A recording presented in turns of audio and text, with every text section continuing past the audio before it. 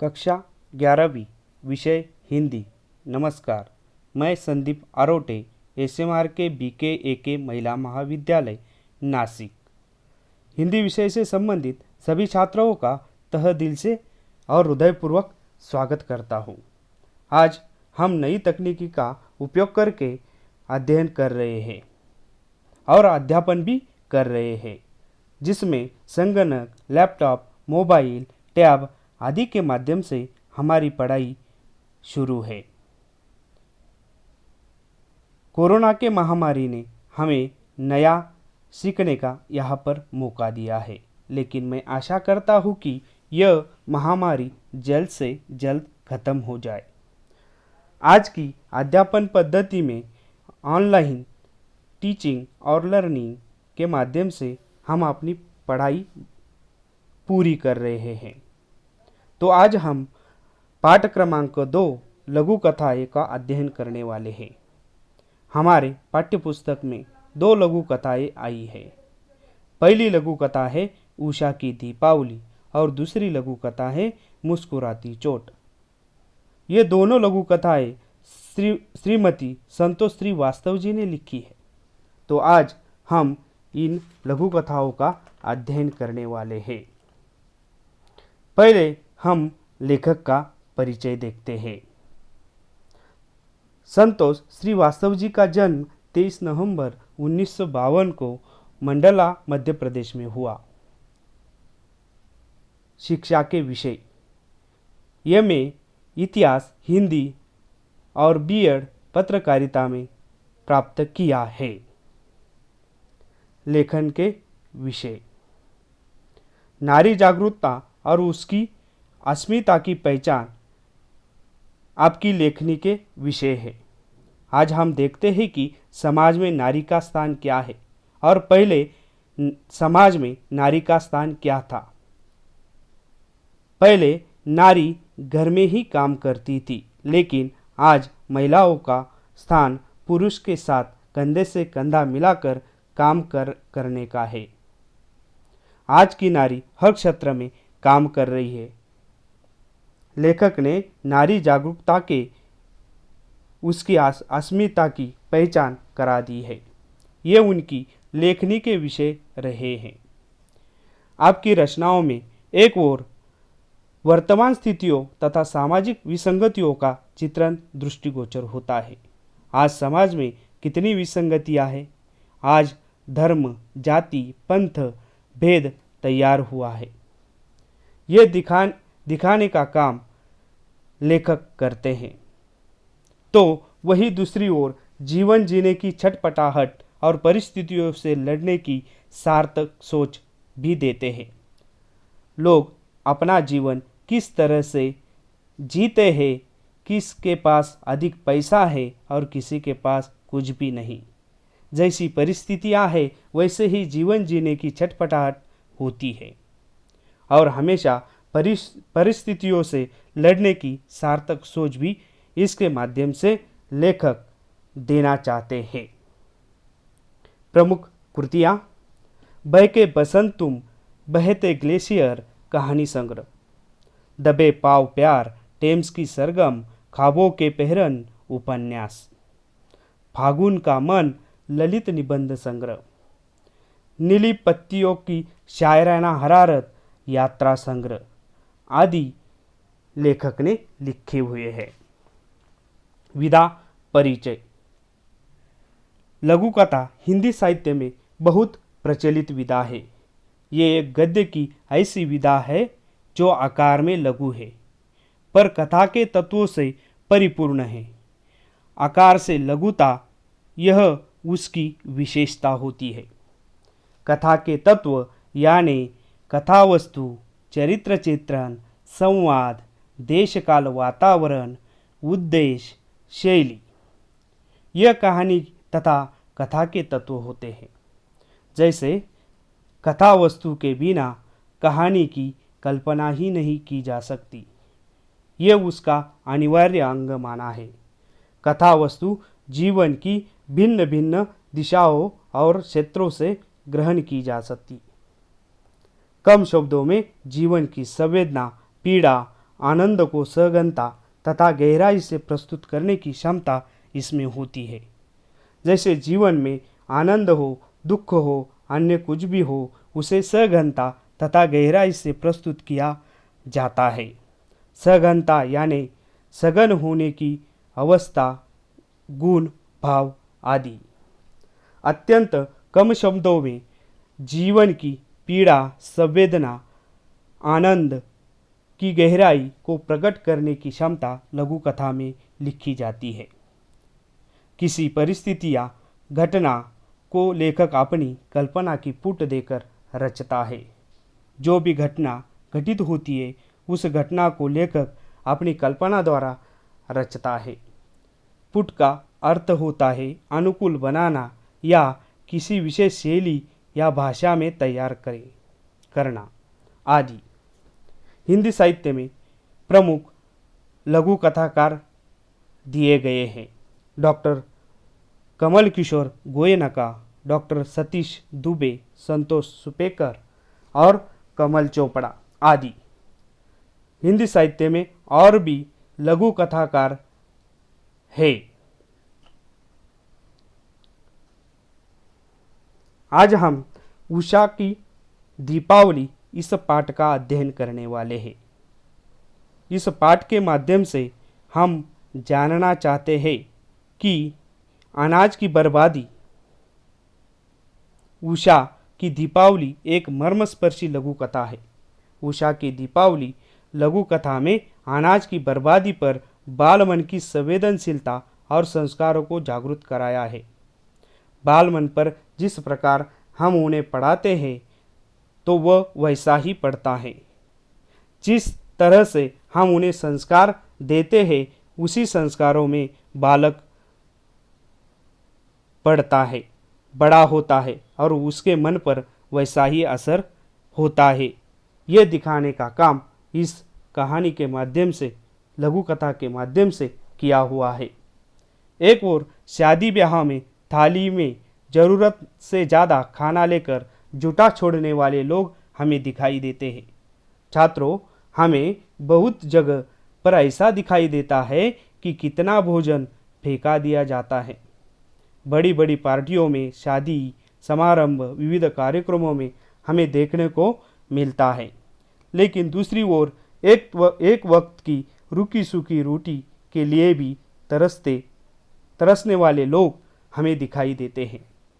अनाज के एक एक कोर के लिए तरसते लोग आसपास दिखाई देते हैं।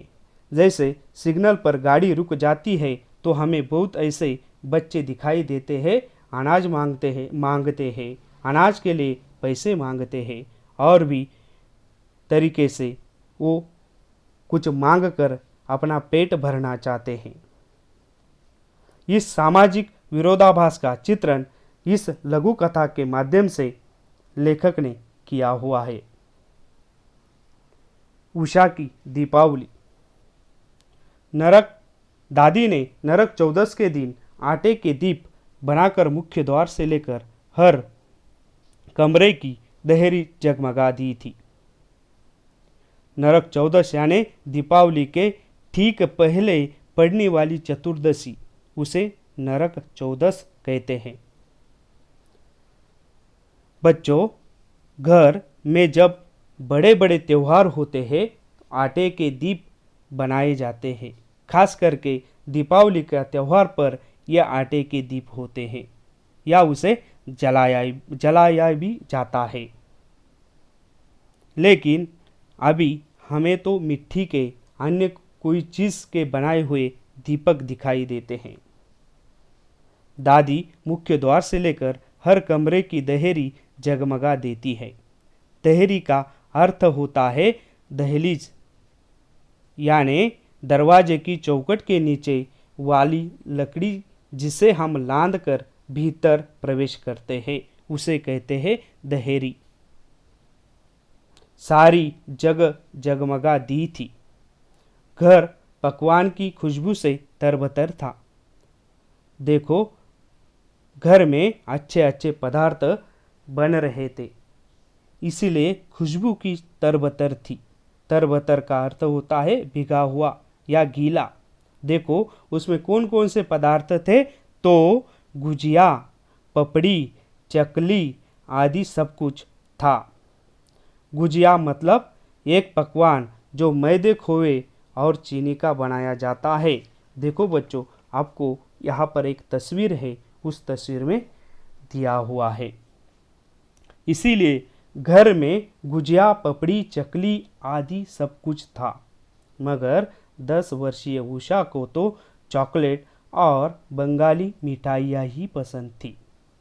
दादी कहती है कि तेरे लिए तेरी पसंद की मिठाई ही आएगी।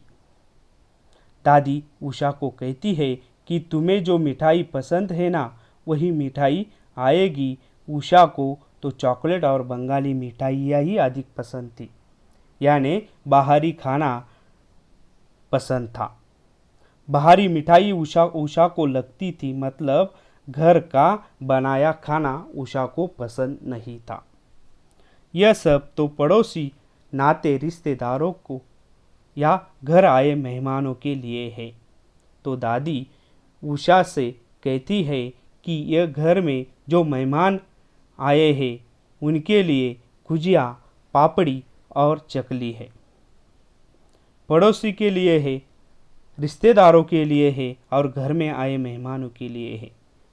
आटे के दीपक कंपाउंड के मुंडेर पर जलकर सुबह तक बुझ गए थे। आटे के जिन दीप, जिसे दिया कहा जाता है, वो कंपाउंड के मुंडेर पर अर्थात गिरने से बचाव अथवा ओट के लिए अथवा ऊपरी छत पर उठाया हुआ परकोटा, यानी उसे हम गैलरी टेरेस कहते हैं। ऊपर का हिस्सा जिसे हम कहते हैं गिरने से बचाव करता है, उसे मुंडेर कहते हैं। यहाँ पर एक तस्वीर भी दी हुई है किस तरह की मुंडेर होती है। आटे के दीपक जो कंपाउंड के मुंडेर पर जलकर सुबह तक बुझ गए थे। उषा जॉगिंग के लिए फ्लैट के नीचे उतरी तो उसने देखा पूरा कंपाउंड पटाखों के कचरों से भरा हुआ था। देखो बच्चों, त्योहारों पर बच्चे बहुत पटाखे बजाते हैं, लेकिन उनको ये ध्यान में नहीं आता कि यहाँ पर प्रदूषण हो रहा है और कचरा भी। उषा जब जॉगिंग के लिए फ्लैट के नीचे उतर रही थी तो सारा कंपाउंड पटाखों के कचरों से भरा हुआ था। उसने देखा सफाई करने वाला बबन उन दीपों को कचरे के डिब्बे में न डाल अपनी जेब में रख रहा था। उषा फ्लैट के नीचे उतरी तो उसने बबन को देखा जो कंपाउंड की सफाई कर रहा था और सफाई करते समय जो रात को दीप जलाए थे वह कचरे के डिब्बे में न डालता अपनी जेब में रख रहा था।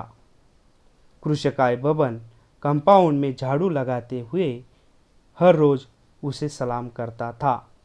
कृषकाय का अर्थ होता है दुबला पतला शरीर वाला। बबन हर रोज कंपाउंड में झाड़ू लगाने का काम करता था और जैसे ही उषा उन्हें दिखाई देती है तो वो उन्हें सलाम करता है। सलाम यानी नमस्कार करता है। भारत की महान परंपरा है कि जो भी कोई पहचान का आदमी व्यक्ति हो उसे नमस्कार किया जाता है। वैसा ही बबन ने किया। उषा ने पूछा, तुमने दीपक जेब में क्यों रख लिया? उषा और बबन की यहाँ पर वार्तालाप हो रहा है कि उषा पूछती है कि तुमने दीपक जेब में क्यों रख लिए? बबन उत्तर देता है कि घर जाकर अच्छी सेक कर खा लेंगे। अन्न देवता है ना, बबन ने खिसे निपोरे। जब उषा बबन को पूछती है तो बबन कहता है घर जाकर अच्छी तरह से सेक कर खा लेंगे, अच्छी तरह से उसे गरम करके हम खा लेंगे। देखो कैसी समस्या है कि रात के खुले जगह पर रखे हुए दीपक सुबह बबन अपनी जेब में रख रहा है और उषा ने पूछने पर वो जवाब देता है कि अच्छी तरह से सेक कर खा लेंगे। अन्न देवता है, अन्न को भगवान मानता है, उसे फेंकना नहीं चाहिए ऐसा उन्हें लगता है। और अन्न को देवता मानने वाला बबन अपने खीसे यानी जेब को निपोरता है और ठीक करता है। उषा की आंखों में विस्मय से भर उठती है। 10 वर्षीय लड़की के आंखें में विस्मय यानी आश्चर्य, अचंभा से भर उठते हैं। उषा को ऐसा लगता है कि यह ऐसा क्यों हो रहा है। इसके सामने एक स्थिति आ जाती है कि लोग तमाम दावतों में भरे प्लेटों में से जरा सा टूकने वाले मेहमान और कचरे के डिब्बों के हवाले प्लेटों का अंबार उसकी आंखों में सैलाब बनकर उमड़ आया। उषा की आंखों के सामने वह दृश्य घूमने लगा कि दावतों में किस तरह से लोग भोजन बर्बाद करते हैं। दावत यानी शादी, ब्याह, पार्टी आदि। टुकड़े यानी थोड़ा थोड़ा करके खाना, जो उषा ने अनेक बार देखा था। अमीर लोग शादी ब्याह में ढेर सारा खाना प्लेट में लेकर बचा खुचा फेंक देते हैं। अंबार यानी ढेर और सैलाब मतलब बाढ़। उषा की आंखों भर आई। वह दौड़ती हुई घर गई, जल्दी जल्दी पकवानों की थैली भरी और दौड़ती हुई एक सांस में सीढ़ियाँ उतर गई। घर जाकर उसने दीपावली के मौके पर बनाए हुए पकवान एक थैली में भरकर दौड़ती हुई एक सांस में सीढ़ियाँ उतर जाती है। अब वह थी और बबन की कांपती हथेलियाँ पर पकवान की थैली। उषा ने पकवान की थैली लाई थी, वह बबन के हाथ में दे दी थी। उषा की आंखों में हजारों दीप जल कर उठे और पकवानों की थैली देखकर बबन की आंखों में खुशी के आंसू झलक गए। इस तस्वीर में हमें दिखाई देता है कि यहाँ पर बबन और उषा है। किस तरह से बबन खुश है जब उषा ने पकवान की थैली लाकर बबन को दे दी, जिसकी वजह से उषा के आंखों में भी खुशी के हजारों दीप जगमगा उठे और बबन के आंखों में भी खुशी के आंसू आ जाते हैं। इसी तरह से उषा की दीपावली भी इससे खुशहाल होती है। इस प्रकार उषा की दीपावली इस लघु कथा के माध्यम से लेखक हमें सचेत करना चाहते हैं कि अनाज की बर्बादी नहीं करना चाहिए। भूखे को खाना और प्यासे को पानी देना ही चाहिए। इस लघु कथा के माध्यम से हमें एक अच्छी सीख मिलती है। इस लघु कथा में आए हुए जो नए शब्द है, शब्दार्थ है, उसको हम देखते हैं। नरक चौदस दीपावली के ठीक पहले पड़ने वाली चतुर्दशी। दहलीज दरवाजे की चौखट के नीचे वाली लकड़ी। तरबतर भीगा हुआ। गुजिया एक पकवान जो मैदे, खोए और चीनी से बनाया जाता है। मुंडेर गिरने से बचाव अथवा ओट के लिए अथवा ऊपरी छेद पर उठाया हुआ परकोटा। कृशकाय दुबले पतले शरीर वाला। विस्मय यानी आश्चर्य। टूकने थोड़ा थोड़ा करके खाना। अंबर मतलब ढेर। सैलाब मतलब बाढ़। धन्यवाद।